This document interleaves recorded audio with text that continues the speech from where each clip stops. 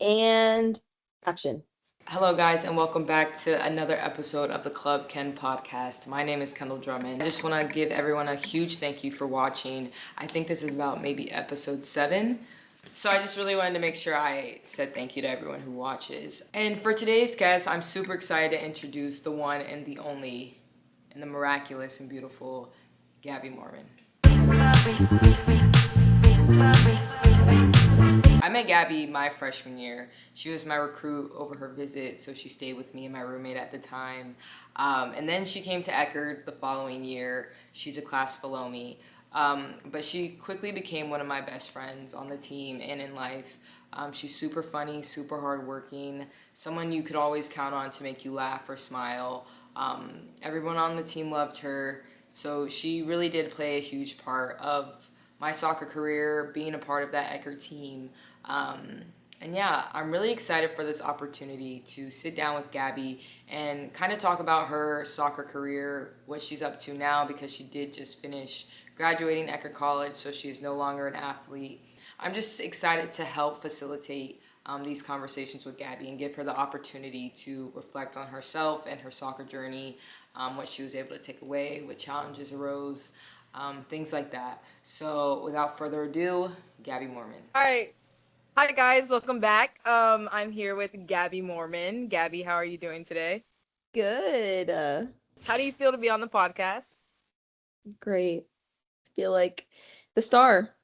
You are the star. You've always been the star of my life. So, we're going to talk a little bit about your soccer journey today. But before we get into that, do you want to introduce yourself to the people watching? Like a little Yeah. My background? Yeah, like a little background, like who you are, where you from, how long you've been playing soccer, etc. Okay, my name's Gaby. I'm from South Tampa, Florida. I've been playing soccer since I was like, I don't know, 4 or 5. I played club soccer starting about like U8, U7, I think. Um, Played high school soccer, played middle school soccer, and then I played college soccer at Eckerd with the Yes. Kendall Drummond. The Kendall Drummond, yes. I actually, what is it called? You were my recruit. Yeah, Gabby was my recruit when she came on her visit. Yes. Awful recruit. I was awful. No, you weren't an awful recruit. I was an awful Host. She Yeah. made me sleep on the floor because she forgot the pump for the air mattress. So I did spend the night on the floor with just a pillow, but I still ended up committing. Yep. Because we ate it at karaoke that night. That was your visit, right? Yes, I had to get on stage at the Go Pavilion and sing a Michael Jackson song in front of everybody. And it was the best time. That's what made you commit, right? My charm and my best hosting skill time. What was your favorite part about like growing up playing soccer? Honestly, I just have always loved being active. I have like a very busy mind, so it feels like during where I feel like when I am playing soccer or doing anything active, like it's the only time my mind isn't like very busy. And that's something I noticed like even when I was really young. Um, but soccer specifically, like I just really love the sport. I do think I struggled loving the sport the past 4 years, but I know deep down that I truly do love the sport. Yeah. Do you want to talk about those, like what you said, it was kind of hard the last 4 years? Yeah, I would go in and out of phases of not playing as much as I'd like to, which is really hard. And I know people talk about it, but I think people who don't play college sports realize like how much it can truly affect your mental health when you're not playing as much as you want to, because like growing up, I mean, soccer is like the only thing I did. So in my mind, it's the one thing I'm supposed to be really good at. And like me not playing as much as I wanted to, in my mind, equated to me not being good at the one thing I'm supposed to be good at. So yeah, it kind of just like takes a dig at your self-confidence, like overall, not even just athletically, but just like the way I started to view myself even outside of soccer was just like super low because I wasn't excelling at this one thing. Yeah, that makes a lot of sense. I guess we had never like really talked about that. But I can definitely see how like you're supposed to be doing something your whole life that you're supposed to be good at and then you're not getting the playing time that you want, like how hard that can hit your confidence and whatnot. Because I think I saw myself like because I had low self-confidence when it came to not playing as much as I wanted to, I thought in turn that means people see me the same way, but that's like not true at all. Like I thought that my teammates start to see like less of me or start to think of me like I don't know what the word I'm looking for is because I wasn't playing as much, but in reality, like people don't really care. Like you in like my mind, it was such a big deal, but I think to other people, I was still just one of their teammates. Yeah. And you're also like a teammate who like always worked hard. It was like nobody ever thought less of you because like Yeah, you weren't playing as much as you wanted. But I can yeah, see how like that cognitive distortion is like because you don't play, other people see you as like a failure when like you just said, like that's not yeah. necessarily true. Like people really don't care. Yeah. Going back, you talked about how, your confidence, like you had a really hard time with college because you didn't play as much as you wanted to. Um, what like got you through all 4 years? Like it's so easy to just be like, I'm done with this. But what made you keep going? Honestly, I will say like those few days of practice where it kind of reminded me why I love the sport, those kept me going. I would definitely say game days were hard because it was always filled with so much anxiety, not knowing how much playing time I was gonna get. Yeah. But like those practices on like a Saturday or whatever, or like a Friday when it's just small sided and we're all like playing, 5v5, 3v3s, and we were doing a rondo before. Like I feel like it was those days that would remind me why I would love the sport. Um, and as cliche as it sounds, like the team. Like I think if I didn't have like the connection or the teammates that I did, it would have been so much easier for me to walk away. But I think my teammates made it a lot harder to walk away. Um, because I knew like I was so loved and like needed as a teammate. Yeah. But and then honestly, branching out, like on the same note, kind of going against what I just said, finding friends outside of the team as like an outlet to escape. 'Cause I think it's really hard to not put too much emphasis on like the sport or like the mental battles within the sport because it does become your whole life because it is really your whole life for 4 years. Yeah. But I think finding friends off of the team or like within other sports, like, I had my like best friends on the beach volleyball team and stuff like that helped me as kind of like an outlet to remind myself that yes, this is a very important factor of my life right now, but that it's really not our whole life. And there's so Yeah. much more to life that's a lot more important than kicking around a ball for 2 hours a day. Like, but I think it's hard to get out of that mindset when all you're doing is literally going to class, going to training, getting on the bus, going to away games, because it is your whole routine. But I think just reminding myself that it isn't my whole life and that in 4 years this is going to be done. And regardless if I played or not, it's time will pass anyways, and it's going to be something in the past and it's going to be something to look back on. So, That's a good point. You definitely bring up a good point because I think I was so like just tunnel vision when it came to soccer that I didn't branch out and like create those friendships outside of soccer like you were able to do. But I think that's super important. I feel like now I wish I kind of had a life outside of soccer because coming out of that, it was like, what do I do now? Like, I don't know what to do. What really did make you want to commit to Eckerd? there was a lot of diversity on the team. I think that was the biggest thing. 'Cause I remember going to other schools and like doing, the whole recruit thing or whatever. And to be quite blunt, I was like the only girl of color, even as a recruit. And I didn't think I would really fit in or enjoy my time there. And when I was visiting Ecker, there was a good amount of girls of color on the team. So it just felt really comfortable. Yeah, I was the same way. Like, same. I committed because, you had like that whole group of black girls on the team. And like we said, we're not used to growing up where there's girls that look like us on the team or like playing against. So we definitely had that same mindset coming into Eckerd. Like, nah, we want to be comfortable and like feel like we belong. Um, you know, growing up playing in this predominantly white sport that soccer is, because I just did a podcast with Hajar that's airing out Mm. later tonight.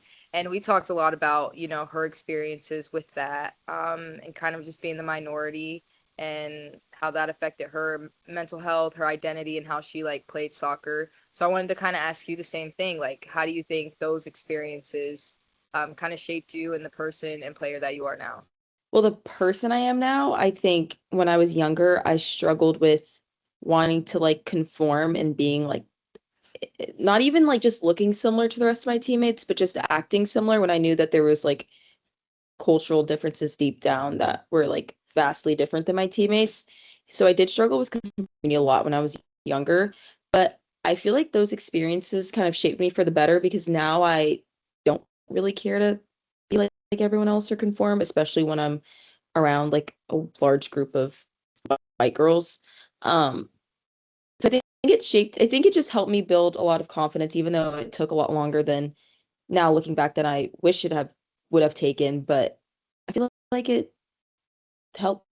And then for the player that I am, I feel like I always struggled with being like the token black girl, even being a mixed girl, especially on teams growing up. And I always felt like there were certain expectations that I had to uphold because I was the one black girl. And I feel like if I ever stooped a little lower than them, that I would just be looked at differently. And like I'm sure you've heard the saying too, like, we have to work twice as hard to get the same opportunities as like other girls get. And I still definitely think that's true, but I think it just made me practice hard work from a really young age, and it's still something that I practice today, not even just in soccer, but in school and everything. And, as sad as it is to say, and it shouldn't have to be that way, I think it helped me establish like good work habits. So, Yeah. I agree. I definitely have like that shared experience of like having that conversation with my mom. Like you have to work 2 times harder than everybody else because like it is true. Like sad, like you said, sad as it is, like it is true. And you do kind of have to like outwork or outshine, other people who are around you because, they could just based off how they look, they could be like, oh my God, they're great. They're so amazing. And it's like, oh, you're like low key mid. You know what I mean? yeah.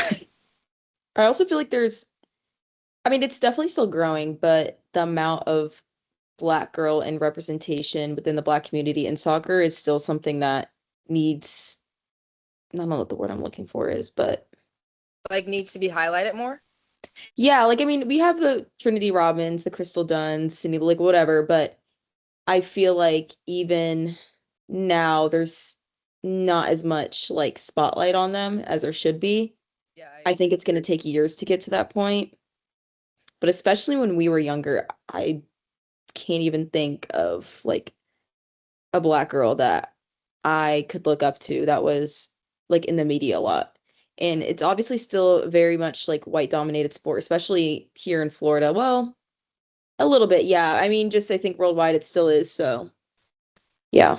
I agree. Like growing up, I think my role model, quote unquote, was Sydney LaRue. But like you said, she wasn't getting like that big media coverage like Alex Morgan or Abby Wambach or anybody like that. Like I had to go seek and find videos of her. And same thing with like Crystal Dunn. Like I remember there was this one World Cup or something, and she was like killing it. But everybody was just talking about Alex Morgan, Alex Morgan, Alex Morgan. Mhm. So it's like I definitely agree. Like it is starting to creep its way into professional soccer, but again, like conversations like this and also the conversations of like just representation needs to, I guess, I don't know, just see impact or improve or something like that.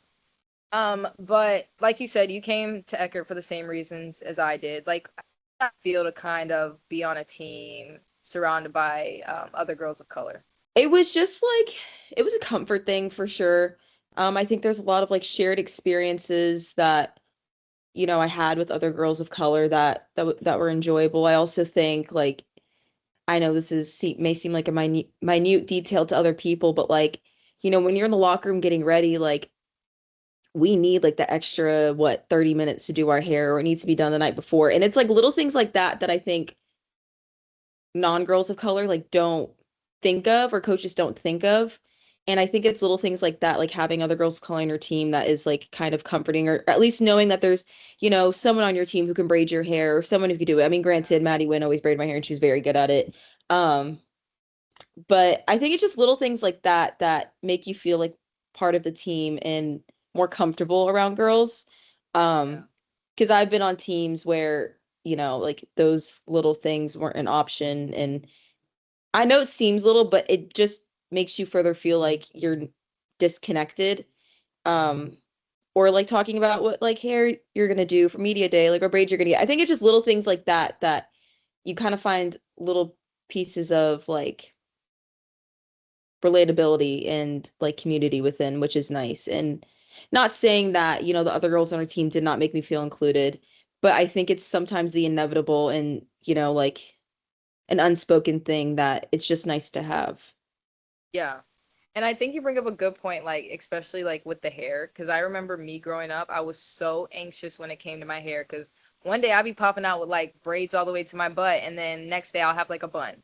And it Mhm. was just like that would just make me so anxious. But like you said, the little things like that, like I knew I could walk into the locker room with braids and then a bun one day, and it would be like completely fine.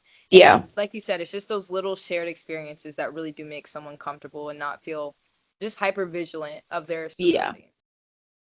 You are freshly retired. How does it feel to be retired? Honestly, like the FOMO and the sadness hasn't really hit me yet because everyone's at home right now. But I think once August rolls around, well, I take that back. There's nothing I'll miss about preseason whatsoever. Gabby, there's not one thing you miss about preseason. What do you miss about preseason? I miss hanging out in between. You miss the extra team bonding we would have in between the morning sessions and the afternoon sessions and the team meetings. Because Coffee personally, love my cycles. teammates. I don't miss that. I don't know. That I used to don't be miss having fun. to shower 3 times a day. Um, I don't miss having to lay a towel down on my pillow because I can't wash my hair because you still have training that night. No. So I won't miss preseason, but what I will miss is when like spring rolls around and that's when life is just good. You're just Everything's playing just great in soccer. spring. You're just, messing around. It's still serious, obviously, but you're still just having fun, playing a lot of small sided, having like a few scrimmages within a month, and life's good. I think that's what I'm gonna miss. I'll miss some of the team bonding stuff, like the Halloween, like all that stuff, but I don't know, it hasn't really hit me yet. That's fair. I feel like for me, it didn't hit me until you guys got to preseason. And when me and Sierra came to help you like move in, I was like, Mm. dang, like we're just leaving, like we're not moving in. That hit me. I was like, oh my God, I'm so sad. I mean, But yes, but I also think I did my 4 years, and if you even paid me another year to stay at Eckerd, I wouldn't take it. I think I did my time and it was time for me to move on from the sport and from the school. you had a great senior year. You loved it. Amazing. I mourn it every single day of my life. Like Morman. Okay, so what was my fire? Do you want to give everyone a life update on what Gabby Morman is up to? Yes, I can't disclose my full location because I know that people will try to follow me and take pictures of me here, so it's just a little tricky. But Right. I recently moved like what's today? 27th? Like low key a month and a half ago to Greenville, South Carolina. Yeah. Holding it down in South Kakalaki. What else am I doing right now? Oh my gosh, well, I'm going to grad school here. Yes. I am I'm attending Clemson right now in their Counselor of Education program, specializing in clinical mental health counseling. But Ooh, my you campus is sound here so in Greenville. professional. Again, won't disclose the location, but yeah, it's real cool. I play in an adult league. We've played about 4 or 5 games. We still don't have a team name. I am the youngest one by 20 years, but that's okay. And we did lose this past week, but that's okay because I'm gonna have a serious conversation with them via group me and we're gonna get it together because Get it we were supposed together. to go undefeated. What else? What else? What else? I have a job. I work at a cute little restaurant downtown Greenville, just on the days I don't have class. Yeah, it's fun here. It's definitely a change of pace from Tampa and St. Pete. It's definitely a lot slower because I am in the Bible Belt. I'm in the deep South. So there's not a whole lot of things to do on Sundays. But it's fun. It's cute. I am in my first apartment with my roommate. Uh, and that's about it. But I know we've had, some conversations, but you can disclose whatever you want. How has it actually been for you, going from being at Eckerd to now being at Eckerd and surrounded by, because everybody knows each other at Eckerd. We're all super Right. tight knit. You came from a team. Now, how was that transition to a new city, living somewhat by yourself, and then starting a new chapter? Well, rewind, like that last week before we graduated, that was definitely hard for me. It hit me a lot harder than I had expected. I think a part of me was, I would say about like 70% of me was ready to go. I think things were getting repetitive, we were having a grand old time, but I was ready to go. I think I was ready to take the next step of my life. I think a lot of us were, but that last 30% was having to say some hard goodbyes and not knowing the next time I was going to see some people, and just the reality that like my life for the past 4 years is like no longer, and my life's about to drastically change. But I don't think that reality really set in for me quite yet, because I was going home, which was only 30 minutes away, and a lot of my friends were still in the area, so it kind of worked out. But then I moved here, and honestly, I was just still like antsy and ready to get moved in, so I wasn't like too sad.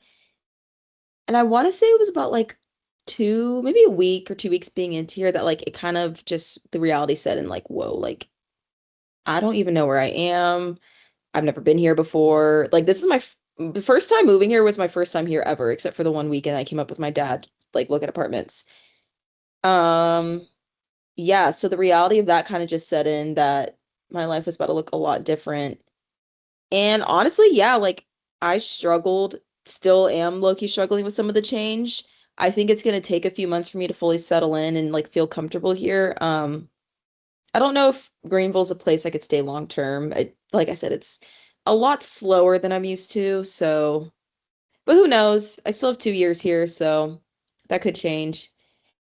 But yeah, it's been difficult, but honestly, day by day, it's been getting better. I've been, doing things to keep myself busy, and honestly, I'm a lot more busy than I feel like I can probably even handle. But yeah, but yeah, I think it's definitely been a big adjustment going, because obviously, I mean, for the people who don't know Eckerd, I lived in like a room with 7 other girls. I lived in New. So going from that to having just like constant social stimulation every single second, being with my best friends, having the team, like the Eckerd routine, like Fridays, then the Saturdays, sometimes the Thursdays, and then now where it's like I work all weekend because that's when I don't have class, and then I have class for like 4 hours a day, hike here and there if we have time. Life's a lot different, and honestly, like I never realized I struggled with change because I never honestly went through that much change in my life, Yeah. because I kind of always stayed in my comfort zone and stayed local. So I think this is the first time I've ever experienced big change, and I'm kind of realizing that I do struggle with it initially, which I guess is a good realization to have, because you don't know what you don't know. But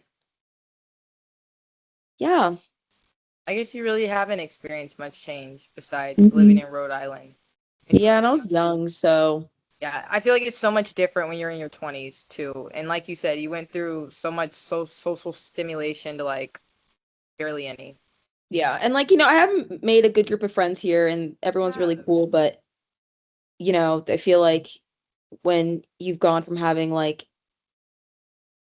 several deep connections and like several people you call if you're really upset, and people who Yeah. just knew you really well, to people who you kind of just have to keep it at small talk for now until you get more comfortable with each other. It is a kind of a sad realization, but Yeah. it does make me excited to get to know like more people. It's just, you know, But you said you play pickup. How does it that feel to just play soccer stress free, pressure free, and just doing it for the love of it? I was actually explaining to one of my teammates the other day how like I'm honestly doing it a lot earlier than I expected to. I didn't think I was gonna play pickup this soon. Like it was always something that like my family and I had talked about, like, oh, if I struggle finding friends up here, I need to find a league because it's like boom, common interest. But I always thought I was gonna like take a couple years and then like maybe do that. But I honestly was just so bored like my first week here, because like classes hadn't started yet and I didn't have a job. And once I was all moved in, it was kind of just like, now what? Yeah. And I saw like people our age playing like behind my apartment complex, and I kind of just like went up to them and asked. And then it kind of just was something to fill my time, but now I'm viewing it as something to help me gain my love of soccer back. and not view it as like a job or like a chore and something that I enjoy doing.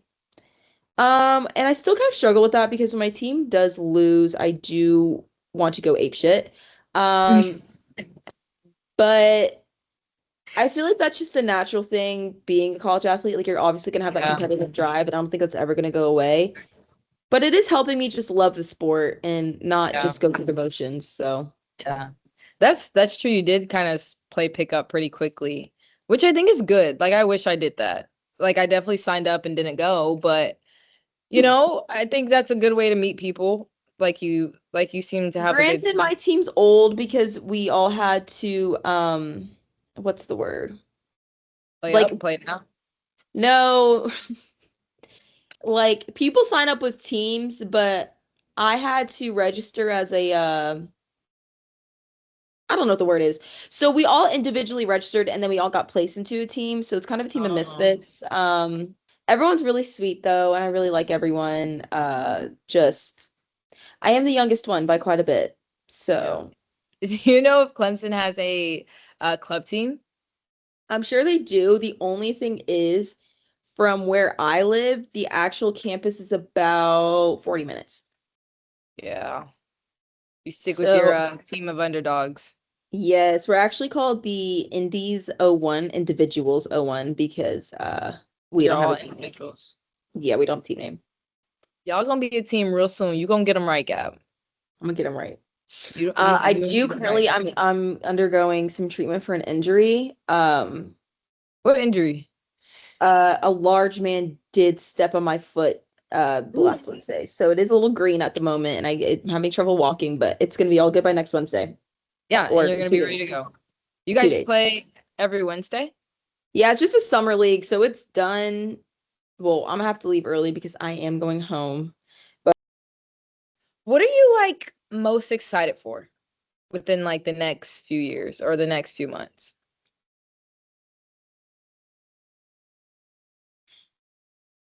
Yep. Ponder. Well, graduating Mm-hmm. from this program, seeing where life takes me next. I don't know if I'll stay here. Maybe I'll go somewhere else. Yeah. Graduating, living on my own. Do you want to add anything I didn't ask you about to your story that we should know about the Gabby, beautiful, majestic, Mariah Marie Morman? Did you like that? I am a baddie. Yes, I know. You can hit my IG. She'll link it No, down below. no, I won't. Well, but as we're closing, Gabby, Miss Mormon, I would like to say and tell you how proud of you I am. I really loved playing soccer with you for the past. Why are you making that face? I really have to enjoy playing soccer with you for 3 years. It felt like longer, but 3 years. Um, It was only 3 years. doesn't it feel like longer? Well, I also knew you in high school. Well, I knew of you in high school, so Yes. Yeah, Gabby and I did play against each other in high school, yes. but I don't remember playing Robinson that much. It was only my June. You played them your senior year because I remember I came to that game. Yes. No, I've loved playing soccer with you. You were a huge part of why I left Eckerd, a huge part of like, I don't know, you brought me back to me a lot of times just by being yourself and having the relationship that we do. You're like a little sister to me. I had so much fun with you, always messing with me, always clocking me. But aside from that, I am really proud of you for committing to Eckerd and for like sticking with it, even though it didn't look the way you wanted. Like you said, you had impact on the team. The way you carried yourself, how hard you worked, how funny you are. Everybody just like I feel like very much cultivated around you for a reason. I'm also proud of you for getting into grad school and stepping out of your comfort zone to go to South Carolina and to pursue your master's. So proud of you. Um, but I said all this to say or to ask you, what is a moment in your life? It could be soccer related or just life related, that you really were like, I'm really proud of myself and I don't have to like go seek it from other people to tell me? I would say either getting the Triton Award because I knew I deserved that, or Period. I was gonna say getting selected for Battle of the Books in the 5th grade, but that don't count. Think of something more recent. Or honestly getting into grad school, especially at Yeah. like a top university like Clemson. So No, seriously. Oh, I love that, Gabby. What was that moment like for you to, because you were like, oh, I'm not gonna get in anywhere. Like, I got into grad school, girl. You're getting into grad school. But what was that? What was that like to get into grad school? honestly, I think at that point it was more just like a weight off my shoulders. Like I obviously was very excited and proud of myself, but I think it was also just a big relief in the moment because I was like, all right, now I have like a plan B. Like, Yeah, um, because I did not get into UNC. that's all But that's right. okay because that program was really hard. And honestly, I don't know if I would have liked it because I would have had to wear like scrubs every day. But Even for counseling? well, because it was like psychiatric hospital focused. So I was gonna be like in Mm, hospitals, which I also would be interested going into. I don't know. really? But anyways, yeah, it was just a relief and yeah. I love But that. then it kind of hit me like, oh, I really do have to go hold it down in Greenville, South Carolina. I don't even know where that is. So No, literally. How's the workload been though? honestly, the workload isn't hard. It's just like a decent amount. So it's more so like time managing than understanding it, you know? Yeah, that makes. And then my last question, looking at little Gabby Morman standing right in front of you. What would you tell her, knowing all that you know now? What would you tell her? Get out of your head. Hmm. Like it's really not that deep. Which is weird because like I know people say that like I don't have social anxiety, whatever. I'm not embarrassed by anything, which is true. That's always been true. But for some reason, I can do not crazy things, but I can do things without embarrassment. But then there's like little things that I dwell on for like so long, Yeah, even from a young age. So I feel like just get out of your head. It's really not that deep. Like other things you're not embarrassed about. This one other thing isn't that deep too. yeah, that's true. You definitely be doing some stuff. I'd be like, oh, social anxiety scared of her. I'd be Like like, when you thought it was a good idea to what did you say on the subway in New York? well, I told everyone to have a Merry Christmas. Yeah, I think. Well, everyone should have a Merry Christmas. I didn't get right. any replies, but that's all right. Next Yep, you time. got nothing. I'm gonna insert the video here. Go Gab. Bye everyone. Happy holidays. That has been the episode. Gabby, thank you so much for taking the time out of your day to sit and talk with me. I really appreciate it. I hope you had fun, even though we went off topic a lot. But you know us, and we'll see you guys next time. You have nice teeth. Oh, I miss you. Thank you. If I'm gonna be real, there was like hella. I mean, can I cuss on? No, I can't cuss on here. You can do whatever you like. Just remember, this is a part of your digital footprint. Right. Okay. You got. By the way, you want my fixture braids? Got